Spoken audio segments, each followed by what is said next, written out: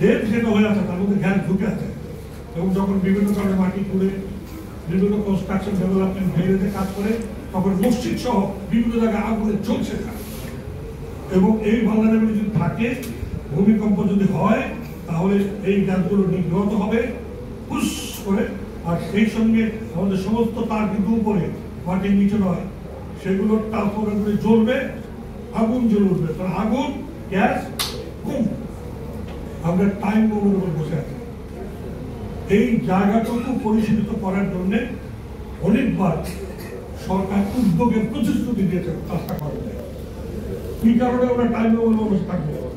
জেনে শুনে বুঝে। এটি আমাদের চতুর্থ দাবি, জরুরি ভিত্তিতে এই বিষয়ে কার্যকর উদ্যোগ গ্রহণ করা হোক। পঞ্চম, বাংলাদেশ ফায়ার সার্ভিস সিভিল ডিফেন্সের দ্বিতীয় অংশটা আপনারা খেয়াল করেন না। ফায়ার সার্ভিস ইমিডিয়েট অ্যাকশন করে, যেটা বেলারি সাহেব পরিষ্কার করে বললেন। আরেকটা অংশ যেটা রয়েছে সিভিল ডিফেন্স, তার কাজ হচ্ছে জনগণকে অ্যাওয়ার করা। প্রত্যেক ভবনে আগুন ধরলে একজন সেখানে অ্যাওয়ার লোক থাকবেন, যিনি জানেন কি করতে হবে প্রত্যেক ফ্লোরে ফ্লোরে, এবং নিয়মিত ভিড় করবেন। ভূমিকম্প হলে কি করতে হবে, ভূমিকম্প এসওডির মাধ্যমে হঠাৎ করে দেবেন, একজন কর্নেল একজন লেফটেন্যান্ট হয়ে যাবেন, তারা সমস্ত ব্যবস্থা করে চলে যাবেন। নানা প্লাজার সময় আমরা দেখেছি কতটা অসহায়, যে সরকারকে হাত যোগ্যের মধ্যে কিছু প্রায়ার দেন ভাই, এটি হবে না। এই যে সিভিল ডিফেন্স তৈরি করা, সেটিতে রানা প্লাজার পর অনেক চিৎকার প্রতিশ্রুতির পর মাত্র ৬৭,০০০ ট্রেন সিভিল ডিফেন্সের লোক তৈরি করা। এটি যে কতটা অপটু বলাই ভালো, তাও আবার ঢাকা কেন।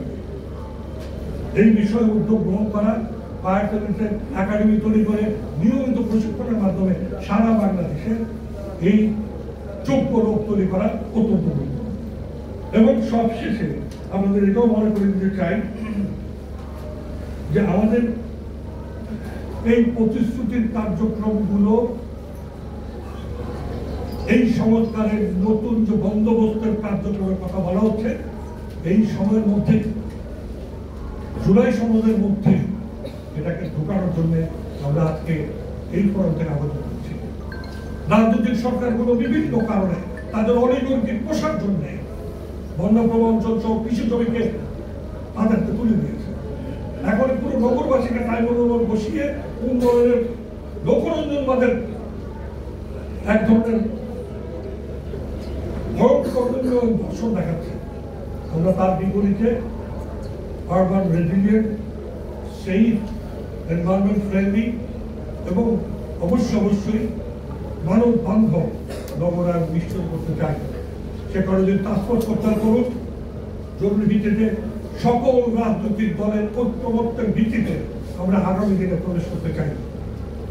আমরা আগুনে পুড়ে গেলে যে ঘটনা বারবার ঘটেছে বেঙ্গালুরু পর্যন্ত, রাজুকে হাত উঠে বলবে আমি অনুমোদন দেই নাই, আমি নোটিশ দিয়েছিলাম, তাতে ওই লাশগুলো কিচ্ছু আসতে যাবে না, ওই পরিবারগুলো কিচ্ছু আসতে যাবে না। আমরা এই জায়গার পুনরাবৃত্তি চাই না।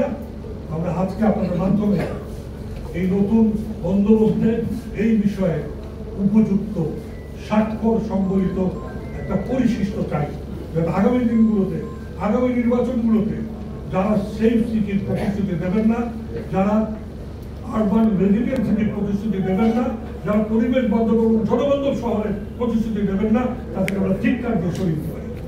আপনাদের মাধ্যমে এই দাবি আজকে এই ফোরাম থেকে